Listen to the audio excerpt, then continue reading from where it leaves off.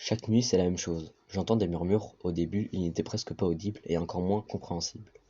Mais plus les nuits passaient, plus les murmures étaient clairs. Ce sont ceux d'une seule personne, un homme. Il me crie dessus et me blâme, mais je ne sais pas pourquoi. Il me disait que j'étais un sale gosse, que je devais mourir. J'ai prié tous les soirs pour qu'il arrête. Le lendemain, je cherchais d'où venait cette voix, où était cette personne, mais je n'ai rien trouvé. Toutes les nuits, sa voix horrible transperçait ma tête et me vrillait les tympans. Je réfléchissais longuement pour trouver une solution. Devait où il se cachait. C'est alors que je me suis rappelé qu'avant la construction de cette maison, il y avait une grange. Alors j'ai encore cherché, dans l'historique du terrain, cette fois-ci. Après avoir passé une nuit à fouiller dans les paperasses, je tombai enfin sur un document qui me fit froid dans le dos. Avant que tout fût détruit et que la maison du terrain se trouve un peu plus loin, une famille habitait ici, et elle avait l'air tout à fait normale. Les gens disaient que c'était une famille très gentille.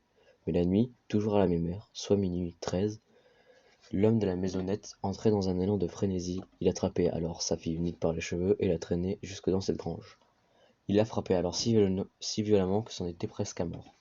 Mais lors d'une nuit orageuse, au moment de se taper la fille, il mourut d'une crise cardiaque, et depuis, chaque nuit, il était là, impossible de mettre un terme à cette voix. Alors quelques jours plus tard, je déménagea.